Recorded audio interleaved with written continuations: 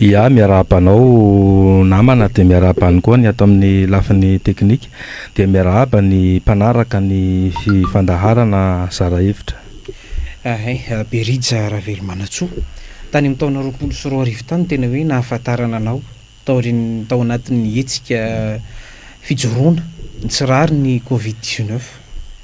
aty amin'ny taona 2024 mbola izay ihany ve Berija amin'izao fotoana izao sa hoe miaraka amin'ny fitondrana amin'izao fotoana izao ihany koa ny hoe toerana politika misy anao? Ie, nahafantaran'olona moa zany surtout teny amin'ny sehatra ny université ataoko hoe niady ho an'ny tsirarina ary nitolona foana hatrizay ka hatramin'izao. Ny resaka 2020 araka ny resanao teo dia resaka Covid-19 fa amin'ny dokotera moa zany niezaka ny tenako napafantatra ny vahoaka malagasy teny amin'ny tambanjotra serasera ireny nanazava ny tena hoe inona marina exactement ny resaka mahakasika ny Covid-19 sy fomba fitatana ny fanjakana azy de ireny nahatonga ny tenako voaroeroa tamin'ny resaka ara-pitsarana satria nolazain'ny fanjakana tamin'izany manao incitation à la haine de misy resaka dénonciation calomnieuse ary atteinte à la sûreté de l'État izany hoe tamina resaka fanehoan-kevitra. Ankehitriny araka ny resahanao hoe mbola Berija tamin'izany ihany ve Berija? Dia valiko mahitsy le izy. Berija dia Berija hatrizay ary Berija raha hatrizay, zany hoe ny tenako dia misafidy foana ny eo anilan'ny vahoaka, zany hoe raha misy ny zavatra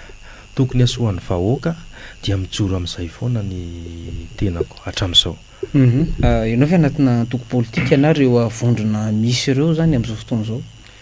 Ia, za mbola tsy hatramin'izay nahafantarana zany aloha de mbola tsy niditra tamina resaka hoe antoko politika zany ny tenako fa kosa manana fikambanana izahay. Ny fikambanana izay taritiko amin'izao moa misy an'ilay fikambanana hoe Solima. Io Solima io dia Solidarité des leaders universitaires de Madagascar fa efa nijoro tany amin'ny 2016 tany io Solima io fa efa maro moa zany zahay no efa cadre ohatran'ny tenanay zao satria 2016 zany zao de efa hoe nanapitra ny fianarako teny de efa anatiny ankory zany ny fanovana zany fanalana n'le resaka hoe université anatin'ilay Solima fa le Solima moa tazomina foana. Tiako tenenina ao anatin'izay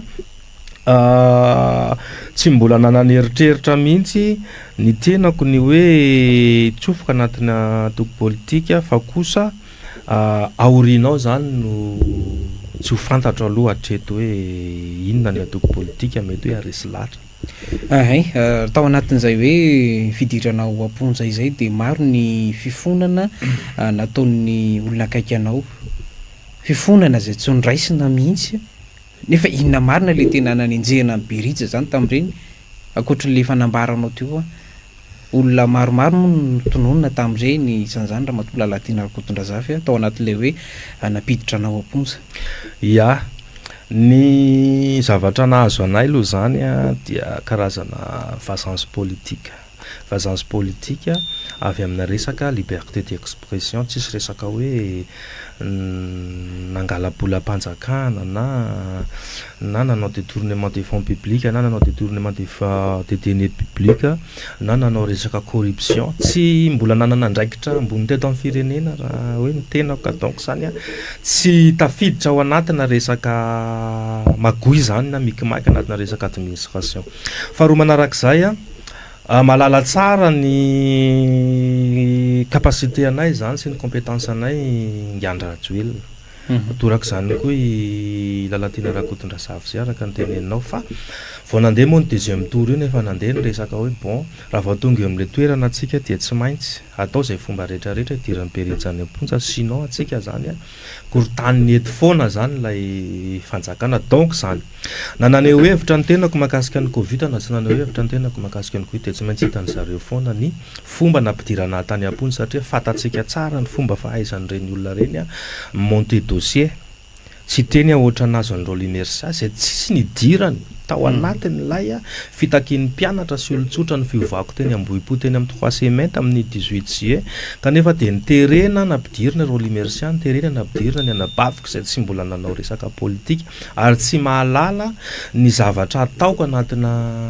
resaka hoe fikambanana na fiarana amina groupe zany ka izay zavatra izay zany a dia indraindray a force ho ana le fieritreretan'ny olona na foana hoe raha vao ohatra zao Beriza dia anao an'izao nefa koa mety ho faiblesse koa le izy satria nitarika an'ireny hoe fidirako tany Amponja rehefa niditra tany Amponja za dia ny mamako moa nisan'ny mpanolontsainako ihany amin'izay zavatra ataoko rehetrarehetra nahafantatra tsara izy ny parcours-ko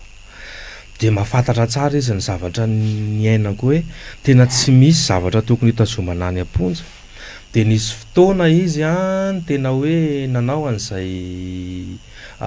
fifonana zay nanaovany mamanay fifonana tamin'ny 2023 za moa 2020 tonga tany 2023 mamanay nanao fifonana satria ny antony narary zanako narary fo faible be ny fony tamin'ny 23 novembre 21 novembre 2023 dia tena moa dokotera dia dokotera namana no nitsabo an'le za zay sorako anazy moa nataony gratuit daholo izy vian'le zavatra ny ainako zany dia roa andro talohan'ny nafatesany zany dia nampiantso ny mamanay le dokotera hoe tena hoe maconfrère-ko amin'ny Beriza izy manaova ianao procédure na fangatana mba hivoano izy fa le zaza mantsy tamin'izay fa midelira hoe je vais voir papa foana nataony zany dia efa kely be izy l'essence fa secret professionnel le izy fa tsy maintsy teneniko aminao le izy hoe ataovy izay mba tongava amin'ny Beriza mba hitany zany zay natonga ny mamanay nanao mpiantso tany amin'ny mpanao gazety sy ny anina hoe nitalao tamin'ny Mialy Rajoelina dia nitalao tamin'ny Andro Rajoelina dia nitalao koa tamin'ireo olona nitory aho hoe mba mangataka mba voao Beriza satria ny zanany tena marary dia bon menasy no azon'ny mamanay tamin'izay hoe raha ohatra ianao izy mbola mitabataba amin'ny presse dia ampitomboinay ny inculpation ny Beriza ny eritreretiny zareo zany karazana hoe tsy marina sa tsy matotra le fangatany mamanay ny fangatanany por dia hijery an'le zaza fotsiny dia miverina ny Amponja dia 2 jours taorinan'iny 23 tamin'ny telo sasany teo maty le zaza fa maty moa le zaza tao akory moa zany dia efa hoe zay zany dia tsy bon dia ngambany hoe nangataka ny voako tany Amponja fanondroany rehefa hitany zareo maty amin'izay zany le zaza tany amin'ny réseaux sociaux rehetrarehetra zay ngambany izy vao nikoropaka fa io moa ny fiainana zay mora mitantaran'izany fa sarotra ny ainan'izany ary mbola sarotra amiko ny miaina amin'izany amin'izao satria zavatra tena nampalelo anahy indrindra dia hoe rehefa avy nandevina ny zanako za 25 andro alatsinainy dia ny teniko vao toy niditra tao Amponja tao zany verina tao dia le tia ny zavatra tena tsy zakako indrindra dia le hoe nieritreritra hoe sy ny teny rery hoe rehefa miverina rehefa afaka taty moa za ty indray andro zany tsy mahita an'iny zasy intsony zay nisany tena hoe nangidy tamiko sy ny bon fianakaviako moa fa tao ahoana moa zany fa raisina hoe fiainana le izy dia zay raha izao zava-misy mahazo an'ireo mpitondra teo aloha napiditra Amponja anao zao todiny nataony ve zany izy ireny misy nefa manao sesitan'ny tenany misy niditra Amponja vonjomaika aloha resaka hoe todiny nataony sy ny hoe valifaty politika za mieritreritra foana fa mba hitondra firenena ny aoriana dia anao fitondra firenena zany dia olon-dehibe anao fa tsy olona manana haine amin'ny olon-tokana manoka satria rehefa mitondra firenena dikan'izay zany tsy maintsy na mpanohatra na tsy mpanao politika na ny mpombanao zany dia responsabilité anao daholo zay zavatra zay ka vian'ilay zavatra misy amin'izao zany ohatran'ny hoe mahazo any Renard Akotomanga sy ny sisa ny sasany manao exilé politika ho anahy zany tsy di hoe miditra anatin'ireny fa kosa ny fanentanana foana ataoko ny olona de ozy izy hoe mahaiza maka lesona rehefa mahazo andraikitra ambony ianao satria ny atsika ny tsy afenoko anao namana fa rehefa ministra mihoatra ny 2 volana ny ministra gasy dia efa mazaka mipetraka any France mazaka mividitrano any ivelany de nefa ohatrina moa ny karamana ministra ohatrina moa ny indemnité reny ohatrina moa ny carburant reny dia amiko zany misy fanarota-pahefana foana zany ho an'izay mitondra ny fandimby teto satria lasa milliardaire tampotampoka eo donc zany tsy nanompo vahoaka zany ny zavatra natao teto fa nanao fampandehanan-draharaha dia natao zay nampanankarena ka amiko zany za kosa aloha dia tsy poro ary tsy makasitraka ka hoe ka olona nangalatra zao nanao détournement ny fananam-bahoaka dia tokony ampiarina amin'ny lalàna za aloha tsy afaka hiaro olona nanao délit nanao crime zany ka amiko zany ireny fanenjena amin'izao tsy nisy fanenjena hoe naneho hevitra ohatran'ny hoe raiky zao Renard Akotomanga nidina teny amin'ny trésmeny zareo izay sorana ny fanjakana fa hoe tsy nasiana force teny tsy nisamborona tsy nasiana hoe raha matahora fa dia afa-po teny zareo ny ala ny arivo fa raha ny fahafantarako ny ankilipasony amin'izao dia resaka tena hoe problème atao amin'ny aramaty zany hoe resaka détournement donc zany aleo ny mpitsara izay manao fanadihadiana fototra ao anatin'ilay izy ny amoaka ny résultat fa ny angatahana fotsiny zany mba tokony hoe mangarahara satria zay ny fangatahan'ny olona rehetrarehetra de marina tokoa tenenao fa ny olona tena namotika ny fiainako tao anatina resaka politika de tena tononoko ny anarany hoe Lalatiana Rakotondrasary tena hoe hatramina fianarako hatramina resaka hoe fampidirana teny am-ponja nasainy nanao taratasy ny fona mihitsy mamanay ny voako izy roa nefa samy vehivavy fa Andriamanitra ozy izy misy rehefa tsy manao ratsy ianao dia arovany foana fa zany voaka ny fonja salama somatsara ny tenako ka iny nahitantsika resabe koa iny ministre ny serasera taloha iny fa bon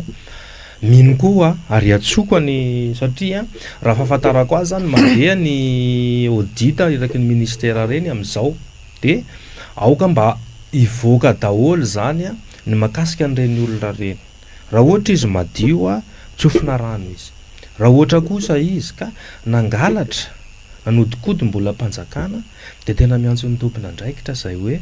tena ataovy tokoa le fanovana mba ho hita ny taranaka faramandimby ho hita ny tanora zay mieritreritra hitondra rapito zany mba hakatahaka an'izay hoe aleo kosa tsy hoe mpanao politika anao de tsy azo gadraina raha nangalatra anao dia tokony manefa n'le sazy mifanaraka amin'ny zavatra nataonao fa raha ohatra kosa hoe mpanao politika maneho hevitra nidirana any am-ponja de tsisy dikany nitakiny teto tsisy dikany koa nidiranay tany am-ponja zany nilazana fa hoe tsy manaja demokrasia le fanjakana teo aloha nagadranay tany de raha mbola zay no miverina eto angamba ny lasa cercle vicieux zany de tsy misy zavatra miova eto Madagasikara donc zany tsy mandroso tsika raha ny makasika an'ilay omaly nisy ny tafa nataon'ny filohan'ny fanavaozana ny républicaine Madagasikara tamin'ny vahoaka malagasy fampiresahana voalohany nataony ny omaly iny zavatra maromaro moa nyresahana tao ny zava-misy amin'izao fotoana zao eo le hoe fanavaozana eo ny hoe tetezamita eo ny zavatra misy eto amin'ny firenena ny olana sidraina ihany koa ny fanovana zay hoentina fahitany Berija Ravelomanasoa alay zavatra nambara aloha zany tafiditra tao avokoa ve ry zavatra nandrasa ny vahoaka malagasy za aloha za personnellement zany ny andry satria za mahafantatra ny olona ary isaorako ny filoham-panjakana nanambarata officiel tamin'ny voaka malagasy fa ny gadrainy Andriamatoandro Rajoelina teny Antsiafaha izy miaraka amin'ny rahalahy mpanolo-tsaina miaraka taminy teo ngambany izy en personne malala tsara tena malala tsara za koa fa tany Antsiafaha 2015 malala tsara izy hoe ny mijanona anaty fonja zany na adiny ray rahalahy ohatra ny manala ray volana ianao mijanonao mitaintaina ianao miasa saina ianao vady amanjanaka anao manao ny ray aman-dreninao manao ny fiainanao potika ny zavatra sakafo hoaninao anatin'ny fonja mitaintaininao daholy dia mino fa tena fantatry Andriamatoa filohany tena hoe aratsy zany any amponja zany ka izay zavatra zay anisany tena ny andrasako maly satria za mahafantatra maro ny fianakaviana mitaraina makasika an'ireo rahalahy namana mpitolona mbola tavela any amponja misy Antanimora misy any Antsiafaha dia izay zavatra zay zany nisy nanatsidika ihany tao fa tsy nisy valiny tena hoe concret zany tao anatin'le izy ka izay ny ano anairako hoe anyreny tompon'andraikitra tena moa tsy voantso teny fa raha tena voantso teny tena hoe mety hoe nanizingizina mihitsy hoe inona monsieur le président valio eto omeo ordre zahay hijery marina hoe mbola misy gadra politika tokoa ve any amponjany satria marary ny miainany fa nandrasako tamin'ny mpametraka fanontaniana zay hoe insiste amin'izay fa bon tsy nisy zany zay zavatra izay aloha ny zavatra anankiray hoe mba handrasana zany ka raha maheno an'izao raha ny président zany mba miangavy mba hijery an'ireny namantsika mbola any amponja reny satria marary tompoko ny any eo amin'ny resaka hoe valiteny nataony tamin'ny akapobeany zany hitako izy hoe olona manana finiavana hanova manana finiavana hanova izy kanefa vian'lay fampitehana zany napetraky ny fitondrana teo aloha zany dia tsy afaka tonga de hoe manao zavatra brusque atsika manao zavatra brusque atsika ohatra satria napetraka tao atsika hoe mbola miaraka amin'ilay anova marina atsika sa mbola miaraka amin'ilay mpamatsy vola teo aloha izay natonga n'izao rafitra zao Banque mondiale ne sy ny FMI sy ireo bady ireo ne mametraka condition rehefa manome volanao donc hoe matoa zany fa tsy ny vola zany ny fanjakana hatramin'izay dia le rafitra zany mety aminazy nefa io no nitolomantsika io no nampahantra teto ka za fotsiny zany mino atsika mbola isan'le hoe concertation nationale assise nationale mino aho fa mba farafaratsiny misy karazana hoe tetiandro zany mba soritany fanjakana hoe zao exactement le hitondrana n'ity firenena ty de zao lay rafitra tena hovaitsika eto marina dia azavaina hoe mampahantra asiana transparence zany mampahantra tokoa ve lay miaraka amin'ireo mpamatsy vola tranain'ireo sa isika no tsy mahay miexploiter ny fanampian'ireo zay neny tsy mazava amin'ny vahoaka tena tsy mazava amin'ny vahoaka zany na tena zao koa raha mba mandiny tena ihany amin'izay zavatra zay ka anatin'izay tokony hojerena hoe ina zany le rafy tsara andina zany le rafy ratsy raha ohatra ka tena hita hoe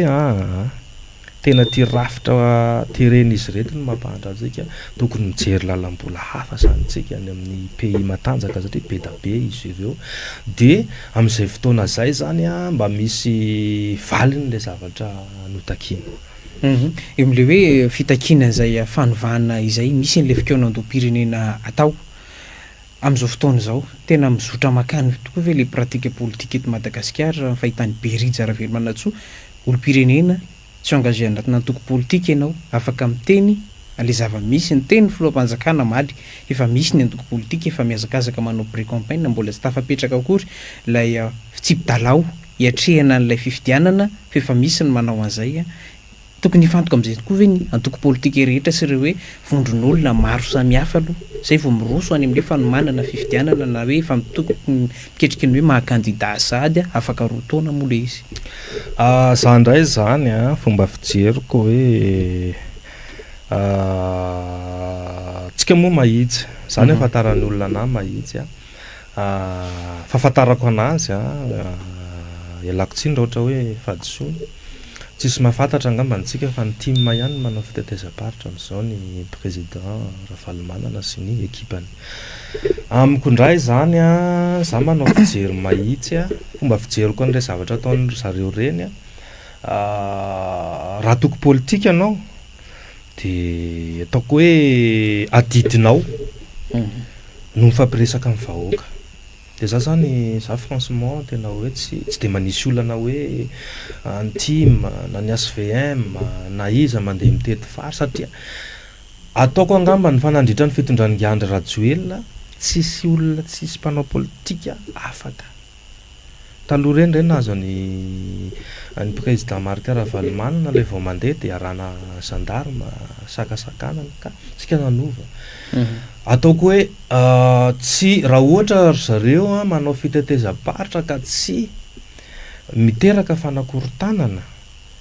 raha tsy mieritreritra ny anongam-panjakana de ataoko hoe adidin'izay de satria izy ange tsy anaty fitondrana tsy fantatra aloha manana poste hoe président Ravalomanana tsy haiko zay fa fahafantarako anazy tsy misy poste officiel titre officiel ny ao donc zany zoan'izay na tena zao ve zany de manana an'le association-nay Solima koa ny zay inay ny national koa inay association Solima ka raha andeha me aina an'le fikambanana satria mba efa fotoanan'ny fahalalana zao tsy de hitako zany ny olana anatin'izay de izay zavatra zay zany tokony samy miezaka ny rehetrarehetra mihetsiketsika ho an'izay mitondra de tokony se concentrer anao anatin'ilay fitondrana misy gouvernement fa mitsangana eto de manao any asany ama ministre tsirairay zay de ny mpanao politika moa zany manao politika anazy io koa nge de zao hoe tsika tsy fampiantsara velatsy ny antom-pisina toko politika anankiray de haka pouvoir de ohatra mandeha ohatra an'io zao ny team mety possible zany hoe fa manomana n'ilay fifidianana afaka 2 ans izy ka raha ohatra zany ny atsakilany zany ny atsakilany zany mieritreritra anao an'izay koa de tokony manomana an'izay izy satria fifaninanana masina io de amiko zany raha ohatra hoe zay ny sy ny filaminana de tsy hitako le olana zany de makasika an'le resaka hoe anona ny fanjakana momba an'le hoe inona marina ny sorodalina tondrany an'le firenena atreto aloha tsika mahita fa vao ny installé io gouvernement io ary PM moa le nilaza fa amin'ny raha tsy diso 18 izy no anao an'ilay anao an'ilay PGE amelabelatra n'ilay programme général de l'État angamba n'izay koa nahitantsika soritra hoe makaiza zany ty fireneny ty tsy fantatro hoe io programme général de l'État io ve efa navita fanovana rafitra tao anatin'ny ministère tsirairay ve le ministère de io ve no présenté de mifanaraka amin'ny LFI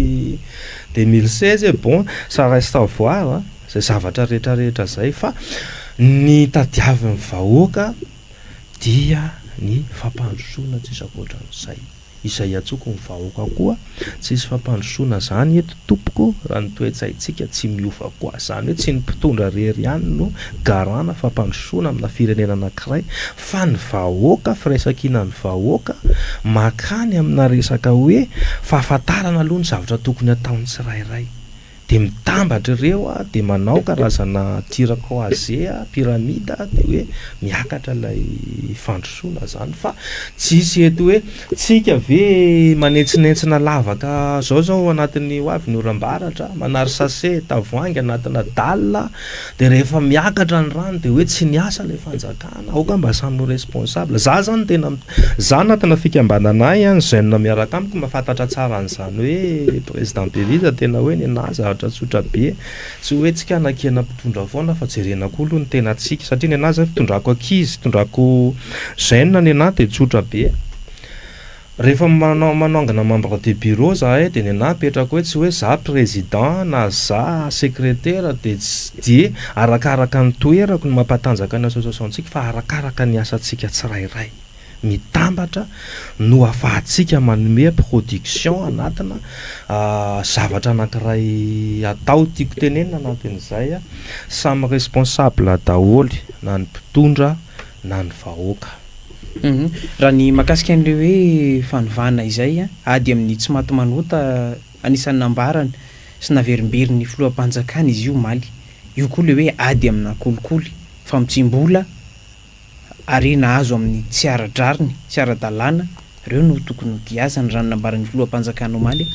mandendra raha Mamira Vatomanga ao Maorisy amin'izao fotoana izao mety hoe inona no hahatonga ny fanjakana tsy sankitikitika andreo hoe mpandraharaha toany Mamira Vatomanga zany mbola misy eto Madagasikara amin'izao fotoana izao mpandraharaha malagasy iny fa misy ny vahiny a anisan'ny hoe nanao monopole ny fandraharana teto Madagasikara namotika ny fandraharana malagasy a sosialim-bahoaka ihany koa. Ya ny andon'izay aloha tsotra be mahatonga Mamira Vatomanga tsy nienjehana izy ny zareo moa zany no mitondra teto amin'ny firenena teto nandritran'izay taona lafa marobe zay de vao vetivety angamba ny vao tonga teo ny ministre ny justice a madame Fanny Soernef de nanova ny lehibe ny tao amin'ny Pax Bianco satria ireo olona reo nasany laza mihitsy fa hoe tsisy dossier afaka nyandrena Mamira Vatomanga eto an-toerana kanefa na ny vahoaka atrary ambany ravinahitra ary mahalala tsara ny monopole nataon'izany mpandraharaha Mamira Vatomanga zany teto a Madagasikara tsy teny fotsiny aho io resaka letsia io tsy teny koa resaka an'io la vanille zay tena nidina efa jato ny kilao tsy niteny koa ny fanagadragadrany a olona mpandraharaha mitovy aminy teto a Madagasikara satria nanjaka tokana zany olona zany de isaorako manokana ny filoham-panjakana izay niteny omaly hoe verina eto inga Mamira Vatomanga ho tsarainy satria misy dossieny a fitoriana miandry azy eto Madagasikara ka amiko zany tsisy idirina resaka manifestation dans la rue hoe fitakinany rariny zany a tsisy idirina resaka liberté d'expression zany fa hoe izay an'ny malagasy de aleo an'ny vahoaka malagasy ka amiko zany a izay le fiovana ny takiny mpanao politika daholo zany olona zany a izay le fiovana ny takiny tety de hoe izahay ara ny gadrain'ireo olona reo tao mbadika ny fanagadrana anay daholo zany olona tany sainao zany amin'ny zavatra tsy rano mbola sitany hoe Beriza nananan'olona trosa tsy izay ny anany dirako teny am-ponja fa tena fiarovako an'le vahoaka ka amiko zany a tsy Mamira Vatomanga rery aminy koa re tompo imoa fa mandeha ny madame Rina Vatomanga fa ity zavatra ity tsika malagasy a ndraindray metram-panontaniana tsika mifampasahtsika malagasy fa raha vao misy étranger zany a de tonga de hoe saitsika mihitsy ny tonga de simba ambany fa teneniko anao fa ny fanararotana ataon'ireo karanareo eto Madagasikara tompoko anisany mampahantra any vahoaka malagasy hatrany ambany ravikazo any satria ny karana dia anisany tena manao monopolisation ny ekonomia eto Madagasikara tsy teny fotsiny jerevo resaka koana connexion eto Madagasikara koana connexion eto Madagasikara tena lafo tena lafo nefa firenendehibe mandroso mbola mora ndray nolay kohana connexion eto Madagasikara kanefa atsika ambaniny fa efa mividitsika par rapport amle firenendehibe reny eo zany efa misy zavatra tokony amboarina izay sorana moa zany amin'izay hoe satria raha ny vaovao eny de efa anatin'ny karazana fifampiresahana sy fitadiavam-baolana ny ministera zany hoe misahana ny resaka communication eto Madagasikara ka eto zany mino aho fa mety isy karana tafasarimotra anatin'io affaire Mamy Ravatomanga io eto Madagasikara zay olona nipetsapetsa taminazy niara-tia taminazy donc zany ny fanadihadiana ihany ny afahatsika mahita solution hoe iza daholo ny voasarimotra anatin'io affaire zany Mamy Ravatomanga zany tsy nahazo an'io arena be n'io raha tsy nisy olona niaraka taminazy tao ka amiko zany tsisy resaka vazanso politika io tsisy resaka vazanso politika io fa ady amikolokolo zato isan-jato eto aloha averiko foana hoe nanomboka ny tondrany président Mikael mbola tsy nisy olona ny samborona teto nampidirina tany Amponja nanadihadiana amina resaka liberté d'expression fa hatreto zany ireo olona rehetrarehetra izay eritreretina nanakarena ho azy manambola amina million de dollars ny velany de normal raha ohatra ka asina mba fasina fanadihadiana AVS io vola io donc zany na tena zao mitondra fanjakana ataoko hoe na hitondra fanjakana normal lay audit nonge ny olona nge afaka atao audit foana atao audit foana ny olona de mpitsara ny malala hoe nanodikodim-bola mpanjakana ty sa tsy nanodikodim-bola zany tsy midika hoe igadra nge ngia Mamy Ravatomanga mbola manana atao hoe présomption d'innocence izy fa aleo andeha le fanadihadiana de misy koa any de aleo atao fa tsy ataotsika samitsika samy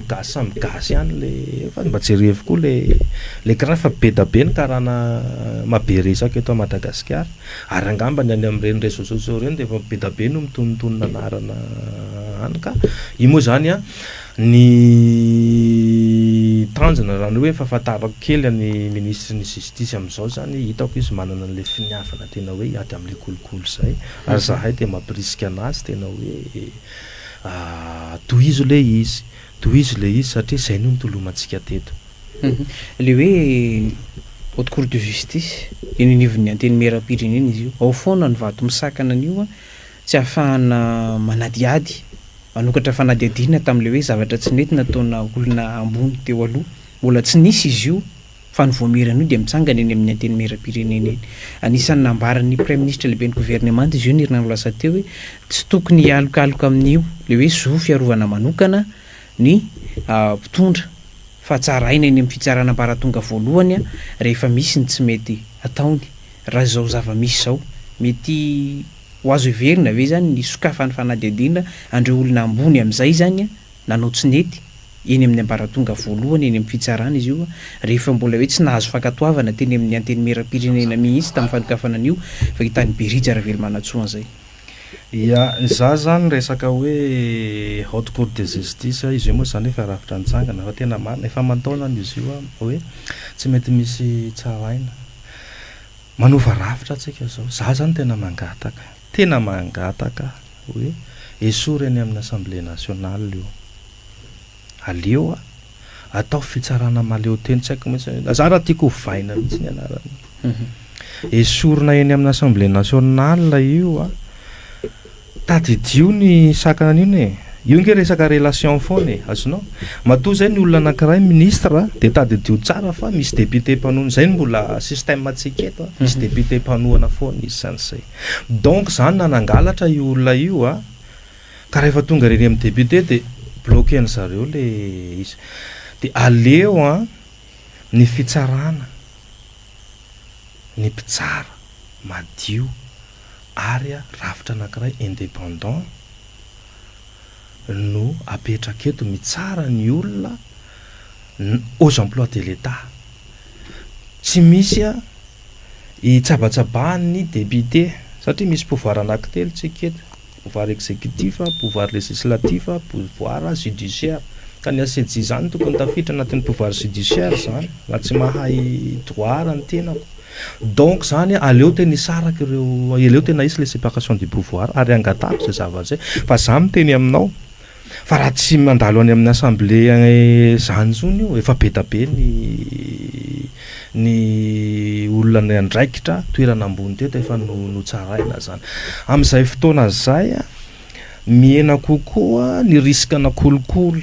zany ane tafiditra ao anatin'izany resaka kolikoly daholo donc zany raha tena te hanova-tsika dia aleo ny fitsarana iandraikitra ny resaka fitsarana rehetrarehetrarehetrarehetra aleo ny député hanao proposition de loi voter loi de aleo izy hanao an'le asany maka ny gouvernement aleo izy hanao ny andraikiny hanao ny asany amin'ny hoe pouvoir exécutif azy zay zany hoe apetraka mihitsy zay séparation du pouvoir zay donc zany mino aho fa tompona andraikitra rehetrarehetra amin'izao reo mahafantatra ny lacune n'izay zavatra zay taloha de mino aho fa hanovantsika hanovan'izay zavatra miandrandra an'izay ary teneniko anao tsy na za rery na nytanenao fa mivoaka amin'io arabe io anao raha mifanena amin'olona zato anao sako miteny aminao fa tsy misy olona anankiray ka hiteny hoe aleo io amin'ny assemblée nationale foana fa ny voaka madinika koa ne mba malahelo hoe rehefa zahay zany manao fahadisoana na tsy nitondra permis fotsiny ary de possible manana risque dirany any amponja zay fa reto olona ministre sy député reto zany rehefa namangalatra ary reo raha manodikodim-bola ary reo de arovana foana ve sy nalalana sata manokana mihitsy hoe arovana foana zany le olona ambony fa maninona ary tsy misy le hoe égalité des chances eto Madagasikara amin'ny hoe satria tsy dradradradraina fotsiny zany le resaka hoe ny lalàna no ambony ambon'ny olona rehetrarehetra efa misy olona afaka mibaiko tena io lalàna io teto Madagasikara hatramin'izay manahoana ny mety hoe politika tokony apetraka ihany koa amin'reto mpanao lalàna antsika ireto ny teny miram-pirenena aloha zany io mbola hoe androm-panjakana crédible tsy noravain'ny filoham-panjakana fa naverina amin'ny toerany ny teny miran-doholona rava tsy rava mbola manao asa fampandehan-draramo olona reo tao anatin'ny ray volana de niazakazaka zany hoe fandravanana ny teny miram-pirenena zany raha mbola ny kenikoenina ny fanonganana ny Andradjoelina ny anteny miram-pirenena ny Andradjoelina efa tonga ny fandravana ny anteny miram-pirenena vetivety eo lasa manohana ny filoha amin'izao fotoana zao ndray le maro anisy atao amin'ny anteny miram-pirenena de miaraka amin'ny fitondrana lasa misy an'le hoe majorité présidentielle ao amin'ny anteny miram-pirenena amin'izao tsika miteny zao vondrona hafa ndray io zany raha efa nravana le Irmara efa miala sasany tao anatin'ny vondrona ihany koa reo solombavam-bahoaka tim fetany berijany le hoe ao amin'ny anteny miram-pirenena politika eo ihany koa ina le tokony hovana sa hoe tokony ravanany mihitsy ty anteny miram-pirenena ity fa mahatonga an'lay hoe mpivadibadiana fivovana tsy famatorana ara-politika io zany tsy anteny miram-pirenena io problème resaka attribution io aminazy zany le hoe andraikitra n'le sy le pouvoir amena azy mihitsy zany fa maninona moa zany ny député afaka hoe rehefa teo ato izy amin'ny clan anankiray ity izy de mivorivory ao zareo de mivadika amin'ny clan anankiray io de rehefa te hivadika ary amin'ny clan anankiray ity zareo de mivorivory ao de mivadika amin'ny clan anankiray ka ty teneniko anao ty mino fa takatry ny président am'izao le izy hoe reo ane zany tsy atokisany raha malemilemy eo zany ty fitondrana am'izao ty ane de mavita ampesement koa reo de izay fomba izay fomba tsy mety ohatran'izay ny tokony hovatsika eto amin'ity firenena ty donc zany za tsy mino mihitsy raha ny fomba firesaka n'ireo député any Mapara tsy teny ao aminay avy Ambohimasoa fotsiny raha ny fitiavany any Radjoelina sy ny vavana voaka n'ireo député any Mapara reo hoe de mitazona ny Andry Radjoelina hatramin'ny farany na ialany ainay ary vita ny teny an'izay reo zany de ireo no mivadika handeha hanoana ny président Mikael de ozy izy hoe azo atokisana ve zany olona zany amiko tsy azo atokisana zany olona zany fa maninona za zany tiako fanana mihitsy zany hoe majorité présidentielle misy atao séparation du pouvoir tsisy député afaka tsisy ny député tsy afaka mifampiresaka amin'ny filoham-pirenena ka inona moa zany no tokony hoe hanoanana filoham-pirenena anaty le zay structure zay aloha mila supprimena zay atsika mitady solution mba tsy isiny zay fanosongosonana zay. Faharoa ny député dia anatiny fahefana mpanao lalàna. Fahefana mpanao lalàna ny député dia tokony ny asany zany andrasan'ny vahoaka aminazy zany de tokony hoe inona am'ireo lalàna be da be eto Madagasikara reo no tokony hiadikevitra ao amin'ny Assemblée nationale dia hovainy zay tokony hovainy makany amin'ilay tombontsom-bahoaka. De inona koa ny lalàna mety mbola tsy misy eto Madagasikara, ahoana ny tena hoe accélérena n'ireo lalàna eo, tsy teny fotsiny ohatra ny makasika an'ireny hoe influenceur reny tokony anaovana inona zany ny amin'ny resaka réseaux sociaux, inona ny lalàna tena hoe fototra tokony apetraka atsika zany anatina réseaux sociaux hoe satria anatina réseaux sociaux koa dia anisany mampianadratsy ny ankizy kely. Inona ny lalàna mazava tsara afaka apetraka zany ary avy any amin'ny député zany no tokony voan'izay lalàna zay raha tena hoe miasa zany zareo. Fahatelo za tsy por mihitsy an'io resaka siady io hoe vola omenana député isaky ny district amena 250 millions ariary 1 milliard 250 000 FMC. Ianao raha midina amin'izany hoe commune urbaine Ambohimasoa zany, teneniko anao mbola mitovy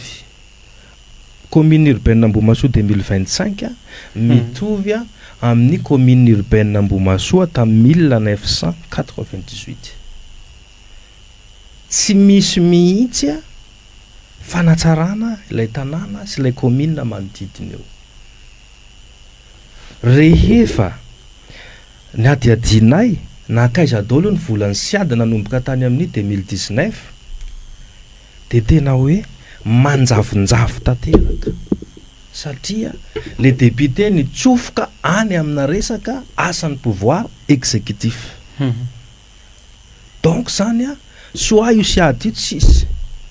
soit io siady io tsy omenany député reo fa tokony hoe iza le autorité locale amina district no migérer an'ilay resaka siady raha ohatra hoe mbola hitazomina ihany ilay siady. Fa ny asan'ny député kosa nefa mitsikera sy manara-maso ary afaka manao demandena audit amin'izay tompona ndraikitra ny kirakira an'io volan'ny siady io ary mila tena hoe bonne gouvernance sy tena hoe transparence hoe zao marina exactement nanaovana ilay vola. Ny zava-misy nefa ny député no mibaiko ny pouvoir exécutif any amin'ny autorité locale rehetrarehetra de inona ny zavatra anteny de ny ataon'le député amin'izay zany mandoko orange raha manao bureau pokotany izy de lokony orange lokonareo orange fa raha ny technicien autorité locale hoe eritreretina tena technicien no manao anazy angambany izy mety tsy mijery couleur politique zany hoe satria volam-bahoaka no ampiasaina anatin'io zavatra io de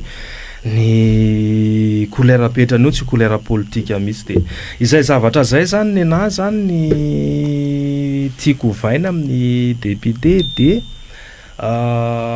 za koa tsy d'accord amin'le article 54 satria miresaka député tsy madaccord amin'ny article 54 de mampitombo ny corruption rahantsika malala ny fizarana vola tanatina resaka fanolorana PM efa nanomboka tamin'iny andron'ny SVM iny le izy de nitohy taty amin'ny andron'ny Ngavajoel de izany mauvaise pratique politique rehetrarehetra zany no tokony hovaintsika eto amin'ny tany sy ny fanjakana. Ny zany tiako amin'io de tena hoe omenan'ny présidence ny président zany ny fahefana feny manendry ny premier ministre eto fa raha vao makany amin'ny député io dia mandeha ny fizarazarana vola de iny tazan'ilay tanora mpanao politika, iny tazan'ilay vahoaka malagasy hoe reto ara corrompu pourquoi pas za anatin'ny administration eraky ny birao rehetrarehetra ny administration tsy ho isy kolikoly de zay image ratsy zay zany mila fahafahatsika daholo. Berija tapitra sady ny fotoanantsika nafahana ny resaka tato anatin'ny fandarina zarivitra tamin'ity ataondro ity a, inona no azonao amtinanareo avoresaka reo ary afatra ihany koa ny vahoaka mety hoe nisy ny zavatra no manao lazaina nefa tsy voaresakitsika fotoana izao hitondrana izay. Ya, misaotra anao amin'izay fanontaniana zay, tena misy tokoa ny afatra. Ny afatra apetrako dia mitodika manokana amin'ny filoham-panjakana. Fantatrao Andriamatoa filoha samy tany amponjitsika, samy tany amponjatsika ary mafy ny zavatra ny ainantsika tany. Mbola misy olona tompoko any anaty fonjany, namana, mpitolona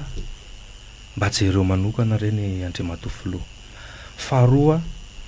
mbola amin'Andriamatoa filoha ihany ny fitakinany te zavatra teneniko ty.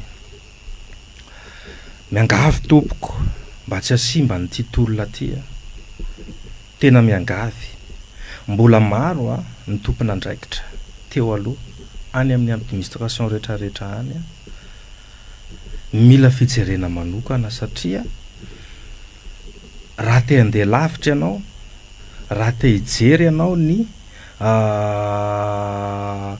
hoe stabilité politique zany aoka ny mpamingana anao tsy hanodidina anao, dia mahaiza mijery iza marina ny olona tena manana vina hampandroso ty firenena tia, dia izay tompoko no atsoy. Ary za miantso hoe aoka mba tena hoe technicien ny tena ibantoerina, ary kosa technicien mahay politicien koa izy afaka migérer olona amin'izay andraikitra ho raisiny zany. Ka atsipoko zay teny zay fa ny information moa tsy azo resahana eto daholo, fa za manana information be mihitsy mahakasika ny olona ny Andry Rajoelina, fa tsy tiako moa le hoe sao de hoe fakalana be fataniny no za tsy te hiditra amin'izay. Faharoa manaraka an'izay misy ny frustration eto Andriamatoa filoha, raha tsika hita ny zain'zay tsy ny zain'zay darery ny tolona teto. Misy ny frustration mandeha rehetrarehetra ny amin'ny faritany. Za zao tsy afeniko anao namana sava zao vao niantso anao. Sava zay ny tena nitarika an'io teto sava Berija, zay ohatra natao kilabao. Ny mbola ny administration teo ihany nipetraka eraky ny ministère ty amin'ny direction ty aminay, tairinay ty grefy ty, tena zany ny zavatra misy dia amiko zany aoka tsika tsy matoritory ka hoe misy zavatra mipoaka eo vao hoe zao ny tokony solution atao. Dia farany manatena tompoko, manatena faiva tsy kelikely ny olana izay nampikaikikaiky ny voaka malagasy teto Madagasikara. Fa ny ambony reo olana rehetrarehetra reo dia ny fahaizantsika mametraka ny atao hoe rafitra tena mahafeha mahafeha ny atao hoe kolikoly, mandringana ny atao hoe kolikoly. Zany hoe ninona rafitra atao eo raha tsy reto zavatra anankiroa reto no mipetraka, ny malagasy rehetrarehetra aloha dia vonona hanova ny toe-tsainy hatrany ambany ka hatrany ambony hiala ao anatin'le resaka kolikoly. Faharoa, ny mpitondra fanjakana miaraka amin'ny tompona andraikitra zay apetrany isa-tsokatsiny dia mahay mametraka n'lay hoe inona le kolikoly ato amin'ny departement misy inona ny rafitra tena tokony apetrako ato mba ampihena sy anafoana n'lay kolikoly. Dia raha izay zavatra zay no voapetraka atsika, mino fa natoetsainy gasy io ara miala le ory hafa manana. Donc zany manao antsoavo amin'izay tompona andraikitra rehetrarehetra ny tenako, dia misaotra ihany koa nareo nanasay tamin'izao tolakandro zao, dia misaotra ny mpiaino